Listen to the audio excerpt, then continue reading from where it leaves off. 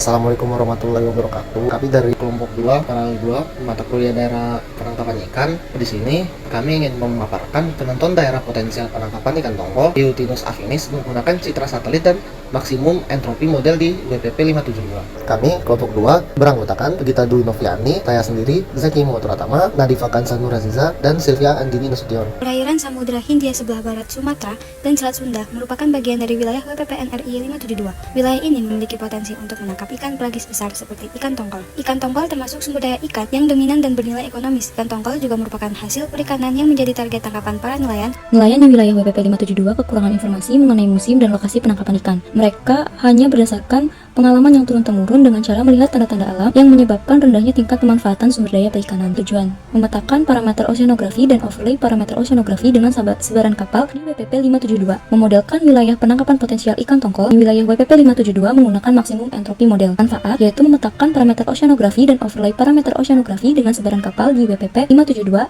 serta memodelkan wilayah penangkapan potensial ikan tongkol di wilayah WPP 572 menggunakan maksimum entropi model. Laporan kami menggunakan data penelitian dan analisis data periode Januari sampai Desember tahun 2023 di WPP 572 yang meliputi perairan Samudra Hindia Barat Sumatera. Penelitian ini menggunakan data citra satelit periode Januari sampai Desember tahun 2023. Alat dan bahan. Alat yang digunakan dalam penelitian ini adalah yang pertama laptop yang digunakan untuk mencari dan mengolah data parameter oceanografi serta mencari literatur. Yang kedua, ada perangkat lunak SIDAS untuk mengekstraksi parameter oceanografi, yaitu klorofil A, suhu permukaan laut, dan salinitas. Lalu yang ketiga ada Microsoft Excel 2013 untuk mengolah data setiap parameter oceanografi. Dan yang keempat ada software MaxN untuk memetakan peta kesesuaian habitat ikan tongkol. Dan yang terakhir ada software ArcGIS yang digunakan untuk memetakan daerah potensial penangkapan ikan menurut parameter oceanografi serta sebaran posisi kapal. Tahapan prosedur kerja meliputi pengunduhan dan pemrosesan citra satelit dari parameter oceanografi seperti klorofil A, salinitas, dan suhu permukaan. Citra satelit dan SPL yang diunduh merupakan data level 3 dengan resolusi 4 km dan salinitas menggunakan resolusi 3 kali. Citra satelit tersebut diunduh menggunakan format data non-conformance. Kemudian data diunduh lalu diolah menggunakan software SIDAS untuk pemotongan citra. Citra yang sudah dipotong menyesuaikan lokasi yang diinginkan. Selanjutnya dilakukan export matrixel dan disimpan dalam bentuk TXT. Kemudian melakukan proses koreksi dan sortir melalui Microsoft Excel.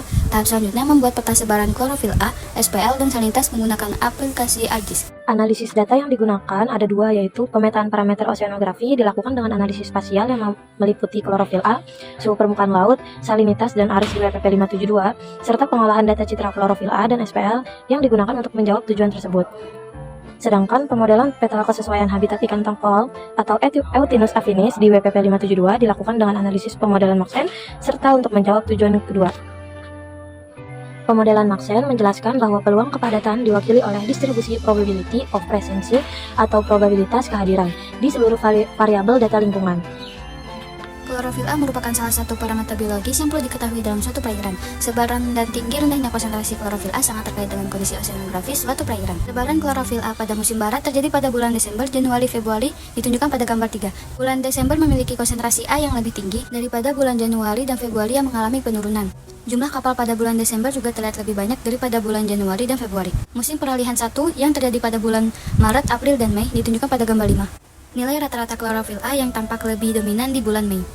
Di bulan Mei juga terlihat lebih banyak kapal daripada bulan Maret dan bulan April. Salah satu faktor yang dapat meningkatkan konsentrasi klorofil A di perairan adalah adanya upwelling yang dipicu oleh sistem angin muson. Pada musim timur, klorofil mulai tersebar di sekitar wilayah perairan dengan jumlah tidak sebanyak musim lainnya. Pergerakan angin saat musim timur lebih tenang sehingga proses pengadukan massa air berbeda tidak berlangsung merata, dan penyebaran kapal paling tinggi berada pada bulan Juni. Musim peralihan 2 menjadi musim penangkapan yang memiliki sebaran klorofil A tertinggi, karena dipengaruhi oleh musim timur yang berlalu dan musim barat yang akan datang. Rata-rata jumlah kapal terlihat lebih sedikit dari musim peralihan pertama, tetapi sedikit lebih tinggi daripada musim peralihan pertama. Posisi kapal meningkat di bagian bulan Oktober. Parameter oceanografi suhu dan sebaran kapal di WPP 572. Suhu merupakan salah satu faktor yang penting bagi kehidupan ikan. Sebaran suhu permukaan laut yang diperoleh melalui website data Marine Commerce menghasilkan nilai SPL yang bervariasi di WPP 572. Suhu permukaan laut pada suatu perairan dapat digunakan untuk mengetahui pola distribusi SPL, arus di suatu perairan, dan interaksinya dengan perairan lain serta fenomena upwelling dan frown di perairan tersebut yang merupakan daerah potensi penangkapan ikan. Suatu perairan dikategorikan sebagai daerah yang kurang potensial untuk penangkapan ikan jika perairan tersebut memiliki suhu permukaan laut di bawah 29 derajat Celcius menurut Thailand et al. 2020. Suhu permukaan laut pada musim peralihan 1 yang terjadi di bulan Maret, April, dan Mei memiliki rata-rata sebaran suhu 30 derajat Celcius sampai dengan 31 derajat Celcius di WPP 572 tahun 2023. Musim peralihan masih dipengaruhi oleh suasana musim barat sehingga beberapa daerah cenderung masih dingin. Pada musim peralihan 1, sebaran SPL di Samudra Hindia mengalami perubahan. Hal ini dikarenakan musim peralihan 1 memiliki suhu relatif panas dikarenakan pada musim ini terjadi pancaroba dari musim barat ke timur. Sementara itu, sebaran SPL di Samudra Hindia bagian selatan lebih dingin serta melebar ke arah utara. Suhu permukaan laut pada musim timur terjadi di bulan Juni, Juli, dan Agustus yang ditunjukkan pada gambar 15. Pada musim ini, rata-rata sebaran suhu permukaan laut yaitu 29 derajat Celcius sampai dengan 32 derajat Celcius. Daerah penangkapan ikan yang memiliki suhu antara 29 derajat Celcius sampai 30 derajat Celcius diklasifikasikan sebagai daerah penangkapan ikan yang potensial. Sebaran suhu pada musim peralihan 2 terjadi di bulan September, Oktober, dan November. Gradasi warna suhu permukaan laut pada musim ini mulai bervariasi yang meliputi pencampuran warna oranye, kemerahan, hingga warna kuning. Rata-rata sebaran suhu permukaan laut pada musim peralihan 2 yaitu 29 derajat Celcius sampai 31 derajat Celcius. Parameter salinitas. Salinitas adalah garam di dalam air laut. Salinitas di laut bervariasi tergantung pada lokasi, musim, dan faktor lainnya. Setiap jenis ikan memiliki kisaran salinitas yang optimal untuk pertumbuhan dan reproduksi. Seperti ikan tongkol yang menyukai salinitas antara 33 sampai 35 ppt. Daerah dengan salinitas yang optimal untuk jenis ikan tertentu juga umumnya memiliki populasi ikan yang lebih besar. Hal ini karena ikan lebih memilih untuk tinggal di daerah dengan salinitas yang sesuai dengan kebutuhannya. Berikut ditampilkan parameter salinitas di setiap musimnya. Parameter oceanografi arus di WPP 572. Arus laut adalah pergerakan mengalir suatu massa air yang dikarenakan tiupan angin, beda densitas, atau pergerakan gelombang yang panjang. Beberapa faktor yang mempengaruhi arus laut diantaranya yaitu arah angin, beda tekanan air, beda densitas air, arus permukaan, upwelling, dan downwelling. Pergerakan dan nilai arus berbeda di setiap musimnya dikarenakan angin yang pada umumnya bersifat musiman. Yang pertama, musim barat terjadi pada bulan Desember sampai Februari. Arus pada musim barat ini mengalami pemuatan arus ekuator utara dan selatan yang bergerak ke arah barat dengan kecepatan arus tertinggi berkisar 0,3099 meter per second dan terendah berkisar 0,000049 meter per second. Hal ini erat kaitannya dengan sebaran nilai suhu permukaan laut, bahwa sebaran suhu permukaan laut yang terjadi pada musim barat relatif hangat di Samudra Hindia, sedangkan di bagian selatan suhu permukaan laut memiliki suhu yang lebih dingin. Lalu selanjutnya musim peralihan 1 yang terjadi pada bulan Maret sampai bulan Mei. Hasil yang didapat dari peta bahwa kecepatan arus laut pada musim peralihan 1. Pada musim peralihan 1, arah arus permukaan di perairan Indonesia tidak teratur dan berbeda dengan arah arus yang terjadi pada musim lainnya. Pada musim ini angin berhembus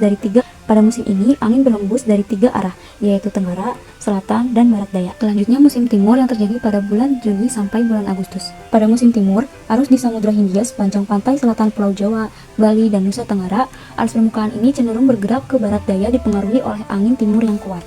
Lalu yang terakhir ada musim peralihan 2 yang berlangsung selama bulan September hingga bulan November.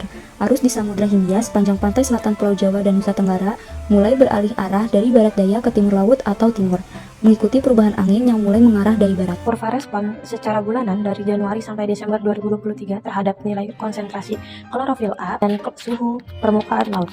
Jika kurva respon bergerak mencapai nilai maksimum atau mendekati angka 1, maka kurva respon kesesuaian habitat ikan tongkol akan bernilai optimum. Nilai konsentrasi klorofil A ditunjukkan oleh sumbu X, sedangkan HSI atau Habitat Suitability Index ditunjukkan oleh sumbu Y. Pada musim peralihan 1, pada bulan Maret dan Aprilnya menampilkan bentuk grafik yang hampir mendekati angka 1, dan pada bulan Mei-nya menampilkan bentuk grafik yang melebihi angka 1. Pada musim timur, di bulan Juni, Juli, dan Agustus menampilkan bentuk grafik yang hampir mendekati angka 1.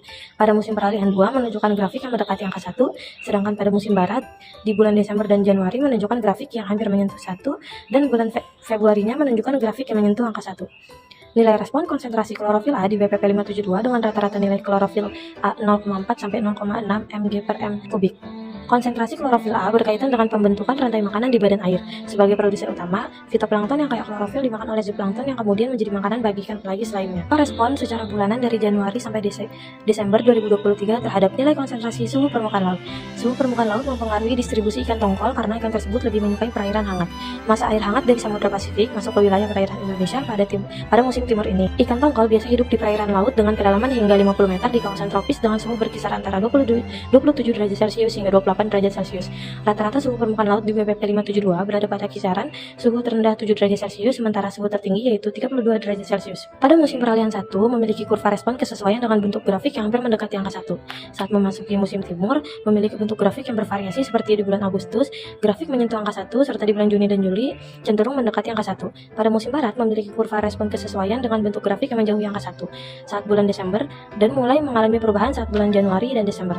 Pada saat musim peralihan 2, bentuk grafik bervariasi. Variasi pola suhu permukaan laut dapat terjadi secara harian, musiman, tahunan, atau jangka panjang, terutama pada lapisan permukaan. Hasil yang ditampilkan pada diagram tersebut diperoleh melalui uji jackknife yang terdiri dari 3 diagram batang dengan berbeda warna yang setiap warnanya mewakili parameter tertentu. Diagram berwarna hijau menunjukkan kontribusi variabel ketika tidak digunakan dan berpengaruh terhadap hasil kurva AUC. Diagram berwarna biru menunjukkan kontribusi variabel bulanan terhadap nilai AUC, dan diagram yang berwarna merah menunjukkan nilai evaluasi model AUC berkaitan dengan kontribusi keseluruhan variabel terhadap peluang kehadiran ikan tongkol. Friedlander et al. 2011 menyatakan bahwa analisis jackknife dapat digunakan untuk mengetahui kemampuan masing-masing variabel lingkungan serta pengaruh yang terjadi ketika variabel tersebut dihilangkan. Variabel suhu permukaan laut memiliki persentase kontribusi paling tinggi, yaitu dengan nilai 62,7%. Sementara variabel klorofil A hanya memiliki persentase kontribusi dengan nilai 10,4%. Hasil uji jackknife menunjukkan nilai variabel suhu permukaan laut memiliki nilai lebih tinggi karena distribusi suhu permukaan laut menjadi salah satu faktor penting